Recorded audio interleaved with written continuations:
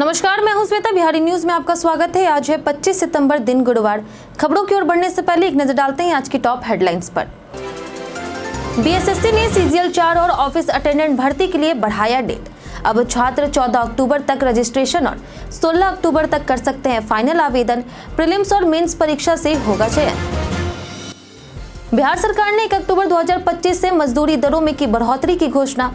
अब अति कुशल मजदूरों को प्रतिदिन मिलेंगे 660 रुपए। श्रम संसाधन विभाग के जारी अधिसूचना के तहत होगा लागू। बिहार में 17 सितंबर से शुरू हुआ स्वच्छता ही सेवा अभियान। ठोस अपशिष्ट प्रबंधन पर खर्च हुए 751 करोड़ रुपए। रैंकिंग में 21वें स्थान पर पहुंचा पटना।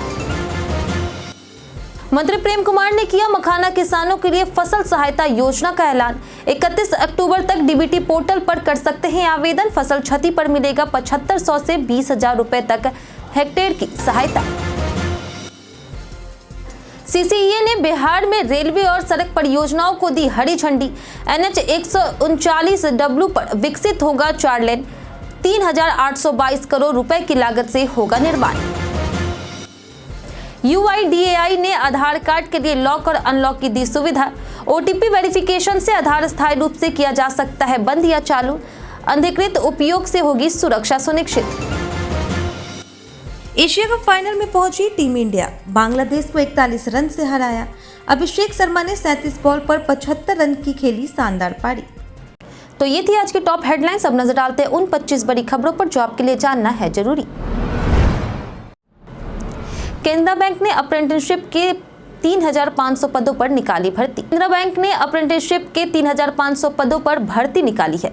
इच्छुक उम्मीदवार 23 सितंबर से 12 अक्टूबर 2025 तक ऑनलाइन आवेदन कर सकते हैं। आवेदन के लिए न्यूनतम उम्र 20 वर्ष और अधिकतम 28 वर्ष है, जबकि SC/ST को 5 वर्ष, OBC को 3 वर्ष और दिव्यांग उम्मीदवारों को 10 वर्ष की छूट दी गई है।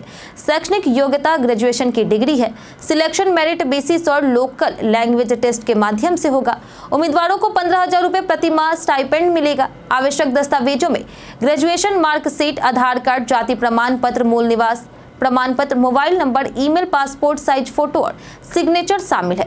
आवेदन NATS पोर्टल canarabank.com/careers पर रजिस्ट्रेशन के बाद किया जा सकता है। फीस 500 रुपए है। 1 अक्टूबर से लागू होगी बिहार में नई न्यूनतम मजदूरी दर। बिहार सरकार ने मजदूरी दरों में बढ़ोतरी की घोषणा की है। नई अधिसूचना के अनुसार 1 अक्टूबर 2025 से न्यूनतम मजदूरी बढ़ा दी जाएगी। अब अति कुशल मजदूरों को 660 रुपए, कुशल मजदूरों को 551 रुपए, अर्ध कुशल मजदूरों को 444 रुपए और अकुशल मजदूरों को 428 रुपए प्रतिदिन न्यूनतम भुगतान किया जाएगा। यह कदम श्रम संसाधन विभाग द्वारा जारी अधिसूचना के तहत लागू होगा। राज्य सरकार का उद्देश्य मजदूरों की आर्थिक स्थिति सुधारना और उनके जीवन स्तर को बेहतर बनाना है। इस नई दर से सभी श्रमिक वर्गों को लाभ मिलेगा। बिहार कर्मचारी चयन आयोग ने 5,208 पदों पर भर्ती के लिए किया नोटिस जारी। बिहार कर्मचारी चयन आयोग ने SGL 4 और ऑफिस अटेंडेंट भर्ती के लिए आवेदन तिथियां बढ़ा दी है। अब रजिस्ट्रेशन और फीस भुगतान 14 अक्टूबर 2025 तक, जबकि फाइनल आवेदन 16 अक्टूबर तक किया जा सकेगा। कुल 5,208 पदों पर भर्ती होगी। CGL 4 के लिए 1481 और ऑफिस अटेंडेंट के लिए 3,727 पद। अभ्यर्थी 10वीं पास आयु 18 से 37 वर्ष होने चाहिए। वहीं आरक्षित वर्ग को छूट के योग्य हैं। चयन प्रारंभिक और मुख्य परीक्षा के माध्यम से होगा। आयोग ने CGPA/ग्रेड आधारित अंक पत्र रखने वाले अभ्यर्थियों के लिए विकल्प दिया। प्रीलिम्स में किताब साथ ले जाने की अनुमति है। आवेदन bssc.bihar.gov.in पर होगा। बिहार में स्वच्छता से लेकर के मेट्रो तक मंत्री जीवेश मिश्रा ने बताई उपलब्धियां। बिहार विधानसभा चुनाव 2025 से पहले नगर विकास मंत्री जीवेश मिश्रा ने विभागीय कामों का ब्यौरा दिया है। उन्होंने बताया कि 17 सितंबर से 19 अक्टूबर तक स्वच्छता ही सेवा अभियान चलेगा। ठोस अपशिष्ट प्रबंधन पर 751 करोड़ रुपए खर्च हुए और दावा किया गया कि अगले साल से कूड़े के ढेर नहीं दिखेंगे। पटना सफाई रैंकिंग में 21वें स्थान पर है और गंगा किनारे शहरों में 4थे स्थान पर। गंगा किनारे 24 में से 22 शहरों को STP से जोड़ा गया है। मंत्री ने कहा कि इस माह के अंत तक पटना मेट्रो युक्त शहर बन जाएगा।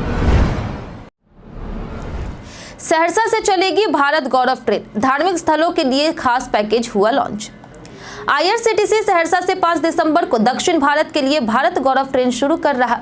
यह यात्रा 12 से 13 दिन की होगी और पैकेज कोड EZB G26 जारी किया गया है।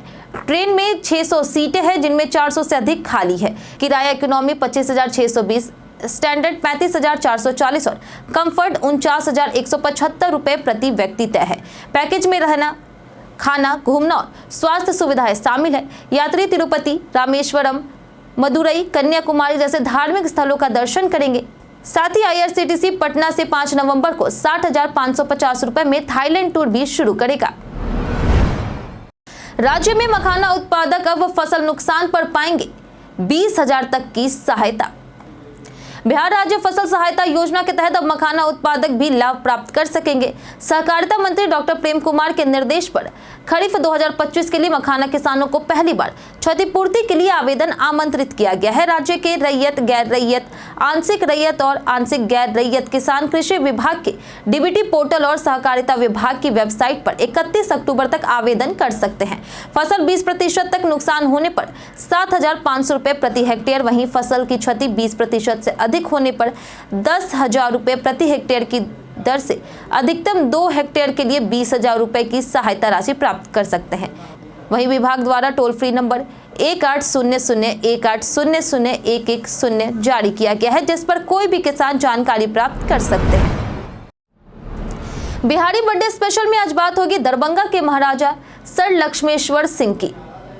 महाराजा सर लक्ष्मेश्वर सिंह दरभंगा के प्रमुख जमींदार और परोपकारी शासक थे।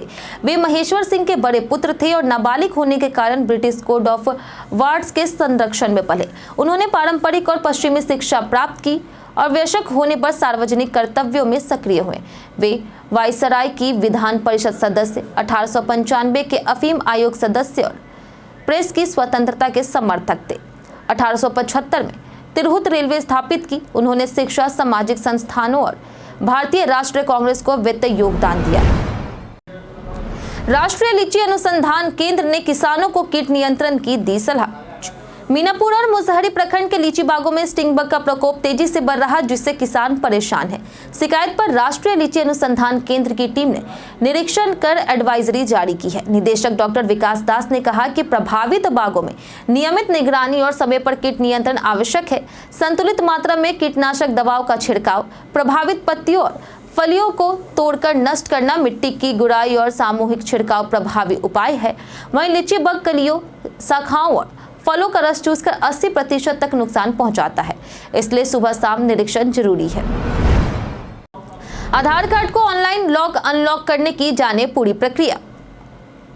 आधार कार्ड आज पहचान और सेवाओं का अहम दस्तावेज है, इसलिए इसकी सुरक्षा बेहद जरूरी है। UIDAI ने आधार को लॉक और अनलॉक करने की सुविधा दी है। आधार लॉक करने से आपका आधार नंबर स्थायी रूप से बंद हो जाता है और केवल VID के जरिए ही ऑथेंटिकेशन संभव होता है। इसे UIDAI वेबसाइट पर जाकर के OTP वेरिफिकेशन से लॉक या अनलॉक किया जा सकता है। इससे आधार का अनधिकृत उपयोग और फर्जीवाड़ा रोका जा सकता है तथा व्यक्तिगत जानकारी सुरक्षित रहती है। जरूरत पड़ने पर आप आसानी से इसे अनलॉक भी कर सकते हैं। CCEA ने बिहार में रेलवे और सड़क परियोजनाओं को दी हरी झंडी। बिहार को बड़ी बुनियादी ढांचा सौगात मिली है। PM मोदी की अध्यक्षता में CCEA ने Bakhtiyarpur Rajgir Tilaiya rail line double करने की मंजूरी दी, जिसकी लागत 2,192 करोड़ रुपए है। इससे 104 किलोमीटर रेलखंड पर ट्रेनों की आवाजाही तेज होगी। 1,434 गांव और 13.46 लाख आबादी को लाभ मिलेगा। वहीं साहिबगंज बेतिया NH 139W को 4 लेन में विकसित किया जाएगा। लागत 3,822 करोड़ रुपए होगी। नई सड़क 100 किलोमीटर प्रति घंटे की रफ्तार से चलेगी। यात्रा समय 2.5 घंटे से घटकर 1 घंटा होगा। परियोजनाओं से रोजगार, व्यापार, पर्यटन और लॉजिस्टिक लागत में कमी भी होगी। पटना में शुरू होगी CCTV निगरानी, नगर विकास विभाग करेगी मॉनिटरिंग। पटना नगर में गली गली और सभी सड़कों पर CCTV कैमरे लगाए जाएंगे। यह पहल पटना नगर नेत्र योजना के तहत की जा रही। कैमरों के माध्यम से नगर विकास विभाग के अधिकारी सीवरेज, नल जल योजना, कचरा उठाव और गंदगी जैसी गतिविधियों पर निगरानी करेंगे। नगर विकास और आवास मंत्री जीवेश कुमार ने बताया कि यह योजना शहर की सफाई और व्यवस्थाओं को मॉनिटर करने में मदद करेगी, जिससे पटना को अधिक स्वच्छ और व्यवस्थित बनाने में सहायता मिलेगी। बिहार सरकार ने परिवहन विभाग के लिए 4,962 करोड़ का राजस्व लक्ष्य किया तय। बिहार सरकार के परिवहन विभाग ने वित्तीय वर्ष 2025-26 के लिए 4,962 करोड़ रुपए का राजस्व लक्ष्य तय किया है। इसका उद्देश्य राज्य में राजस्व संग्रह बढ़ाना और परिवहन बुनियादी ढांचे के विकास को तेज करना है। सभी जिला परिवहन पदाधिकारी, अपर जिला परिवहन पदाधिकारी, मोटरयान निरीक्षक और प्रवर्तन निरीक्षकों को इस लक्ष्य की जानकारी दी गई। विभाग के अनुसार राजस्व में वृद्धि से सड़क सुरक्षा, सार्वजनिक परिवहन सुविधाओं, सड़कों के रखरखाव, नए पुलों के निर्माण और ग्रामीण क्षेत्रों में कनेक्टिविटी बेहतर होगी। इससे आम जनता को भी आधुनिक और सुरक्षित परिवहन सेवाओं का लाभ मिलेगा। बिहार के संजय मिश्रा ने मुंबई मड आइलैंड में खरीदी सी व्यू अपार्टमेंट। बॉलीवुड अभिनेता संजय मिश्रा ने मुंबई के मड आइलैंड में 4.75 करोड़ में सी व्यू अपार्टमेंट खरीदा है। यह apartment Raheja Exotica Cyprus building की 15वीं मंजिल पर स्थित है, जिसमें 1,701 वर्ग फुट का रेरा कारपेट एरिया और 201 वर्ग फीट डेक है। लेन देन 11 जुलाई 2025 को पंजीकृत हुआ, जिसमें 28.5 लाख स्टैंप ड्यूटी और 30,000 रजिस्ट्रेशन शुल्क शामिल थे। इस बिल्डिंग में जुबिन नौटियाल का अपार्टमेंट 34वीं मंजिल पर है। मड आइलैंड में कार्तिक आर्यन, पंकज त्रिपाठी और विक्रांत मैसी जैसी हस्तियों की संपत्ति भी है। क्षेत्र में रियल एस्टेट कीमतें बढ़ रही मुख्य कारण नए सड़क पुल और बांद्रा वर्सोवा सीलिंग है।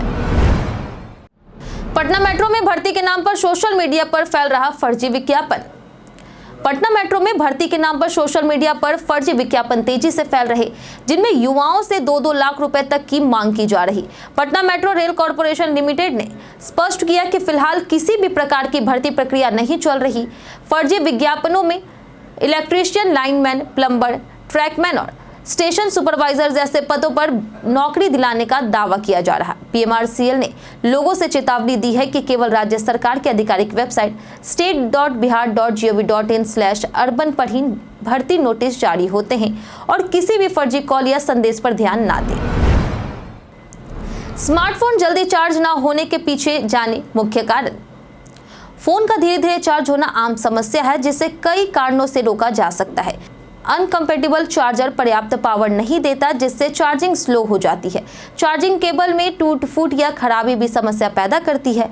चार्जिंग पोर्ट में धूल या लिंट जमा होने से कनेक्शन कमजोर हो जाता है। चार्जिंग के दौरान फोन का इस्तेमाल और बैकग्राउंड एप्स एक्टिविटी बैटरी तेजी से खर्च कर देती है। वहीं ओवरहीटिंग भी चार्जिंग रुकने का कारण है। समस्या से बचने के लिए अच्छे चार्जर का उपयोग करें, पोर्ट साफ रखें, फोन ठंडी जगह पर चार्ज करें और चार्जिंग के दौरान फोन का उपयोग कम करें। पानापुर में कनीय अभियंता राजा करीम घूस लेते हुआ गिरफ्तार। पानापुर प्रखंड में पंचायती राज विभाग के कनीय अभियंता राजा करीम को निगरानी अन्वेषण ब्यूरो ने घूस लेते हुए गिरफ्तार किया। अभियंता सप्लायर से 50,000 रुपए रिश्वत मांग रहा था, जबकि चकिया पंचायत में विभाग की योजनाओं के तहत सामग्री सप्लाई का करीब 10 लाख रुपए का भुगतान लंबित था। शिकायत मिलने पर निगरानी टीम ने जाल बिछा करके कार्रवाई की। आरोपी से पूछताछ और उसके डेरा और दस्तावेजों की जांच जारी है। यह कार्रवाई प्रखंड में हड़कंप मचा गई और लोगों में चर्चा है कि ठेकेदारों और सप्लायरों से लंबे समय से वसूली होती रही है। वहीं मामला अभी तहकीकात के अधीन है। जानिए आज कैसा रहेगा बिहार के मौसम का मिजाज। मौसम विभाग के अनुसार अगले 5 दिनों में राज्य के अधिकांश हिस्सों में तापमान में कोई खास बदलाव नहीं होगा। कहीं कहीं हल्की वर्षा की संभावना बनी रहेगी। आज अधिकतम तापमान 34 से 36 डिग्री सेल्सियस और न्यूनतम तापमान 26 से 28 डिग्री सेल्सियस के बीच रहने का अनुमान है। कुल मिलाकर के मौसम सामान्य रहेगा और तापमान में स्थिरता बनी रहेगी। किशनगंज में सुखानी थाना ने 405 लीटर विदेशी शराब की जब्त। किशनगंज के ठाकुरगंज प्रखंड स्थित सुखानी थाना पुलिस ने गुप्त सूचना के आधार पर 405 लीटर विदेशी शराब जब्त की है और एक तस्कर को भी गिरफ्तार किया। कार्रवाई NH 327E तातपौआ मार्ग पर हुई, जहां एक पिकअप वाहन सिलीगुड़ी से समस्तीपुर जा रहा था। गिरफ्तार तस्कर की पहचान समस्तीपुर जिले के पूसा थाना क्षेत्र के पंकज कुमार के रूप में हुई है। मौके से वाहन, मोबाइल फोन और ग्रीन लेवल वाली शराब जब्त की गई। यह सुखानी थाना अध्यक्ष रूबी कुमारी के कार्यकाल में अब तक की सबसे बड़ी कार्रवाई मानी जा रही। पटना हाईकोर्ट में लॉ कॉलेजों की दयनीय स्थिति पर 9 अक्टूबर को होगी सुनवाई। पटना हाईकोर्ट में 9 अक्टूबर 2025 को सभी सरकारी और निजी लॉ कॉलेजों की दयनीय स्थिति पर सुनवाई होगी।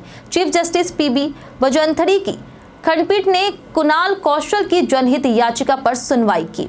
याचिकाकर्ता के वकील ने बताया कि कई लॉ कॉलेज जैसे दरभंगा का सीएम लॉ कॉलेज बीएसआई द्वारा निर्धारित मानकों और शैक्षणिक योग्यता के बिना चल रहा। प्रिंसिपलों और शिक्षकों के पास आवश्यक योग्यताएं नहीं हैं। कोर्ट ने बीसीआई को विस्तृत निरीक्षण रिपोर्ट और शैक्षणिक योग्यता का ब्यौरा देने का निर्देश दिया है और स्पष्ट किया है कि केवल मानक पूरी करने वाले कॉलेजों में ही छात्र एडमिशन पाएंगे। जमीन के बदले नौकरी मामले में लालू परिवार पर 13 अक्टूबर को आएगा फैसला। दिल्ली की राउज एवेन्यू कोर्ट में जमीन के बदले नौकरी घोटाले का फैसला 13 अक्टूबर सुबह 10 बजे सुनाया जाएगा।